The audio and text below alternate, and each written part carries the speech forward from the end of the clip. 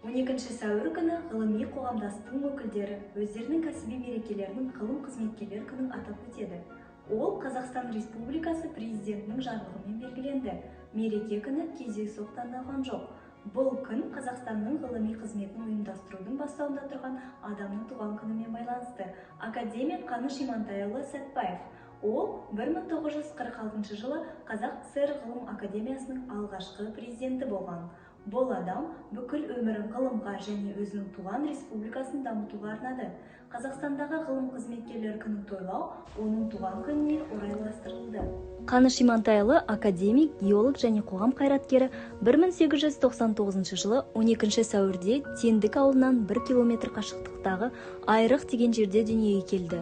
Бүгінде бұл Павлодар облысы Баянауыл ауданы Сәтбаев ауылдық округіндегі Мұсашорман ауылы.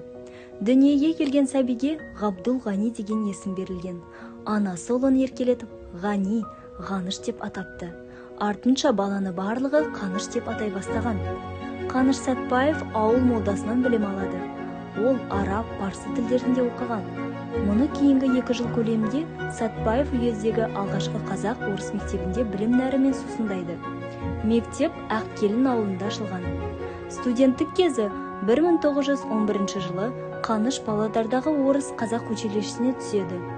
Ол 3 жыл ішінде 4 жылдық бағдарламаны меңгеріп алып, артынша Семейдегі мұғалімдер семинариясына оқуға түскен.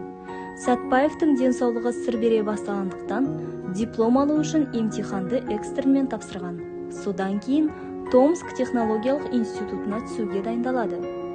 Асқынған туберкулезді қымызбен емдеу үшін 1920 жылдан 1921 жылға дейін туған өлкесінде болады. Осы кезде Қаныш Сәтбаев қазақ мектептеріне арнап алғашқы алгебра оқулығын жасауды бастайды. Бұл жұмысты 1954 жылы бітіреді. Көп ғасыр тарихы бар қазақтардың арасында тұңғыш геолог атанған Қаныш Сәтбаев Жезқазған және Қарсақбай ауданындағы басқа да пайдалы қазбалар, кен орындарын геологиясын зерттеді. Сәтбаев геологиялық барлау жұмыстарын жүргізді. Оның жетекшілігімен бұрғылау мастерлері, сызба сызушылар, прорабтар және тағы да басқа кадрлар қалыптасты. Қазақстан ғалым Жезқазған мыс кен орнының қоры бұрынғыдан әлде қайда көп екенін дәлелдеді. Осы жаңалық үшін оған 1940 жылы КСРО жоғарғы мемлекеттік наградасы Ленин ордені берілді. Кейінірек оған тағы да 4 орден табыс етілді. Қаныш Сәтбаев соғыстан кейінгі жылдары елдегі ғылымда жүрген адамдардың басын қосып, Қазақ ғылым академиясын құрды. 1946 жылы ашылған Қазақ КСР ғылым академиясының алғашқы президенті болып, Қаныш Сәтбаевтың сайлануы кездейсоқтық емес. 1947 жылы наурызда Қаныш Сәтбаев КСРО жоғарғы кеңесінің депутаты ретінде Лондонда Уинстон Черчиллмен кездеседі. Сол кезде саясаткер одан өзге қазақтардан да сіз сияқты бойшам ба деп сұрағанда академик, о не дегеніз, Черчилл мырза, олай емес, мен қазақтардың ішіндегі ең кішкентайымын, халқым менен де биік деп жауап берген екен. Баянауылдағы Қаныш Сәтбаевтың мемориалдық музейіндегі пікірлер кітабында мынандай жазба сақталып тұр.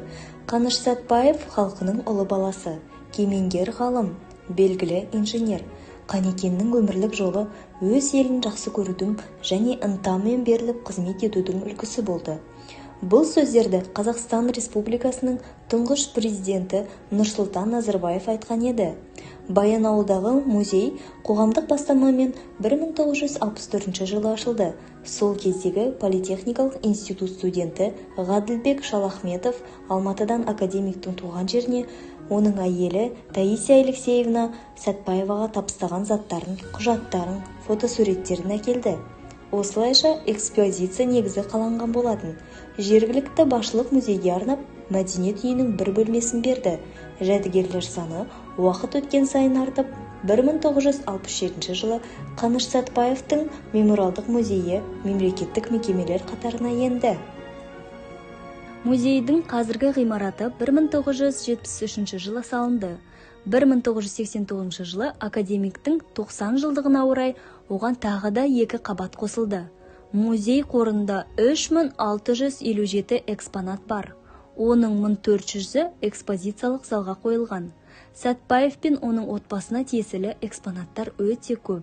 Жеке заттары, сыйлықтар, кітаптар, минералдар коллекциясы, оның өмірінде қолданған заттары, киімдері, үштік костюм, пальто, қалпақ, аяқ киім, жұмыс үстелі, көзілдірік, ұстара станогы, тостаған және табақша, жазу заттары.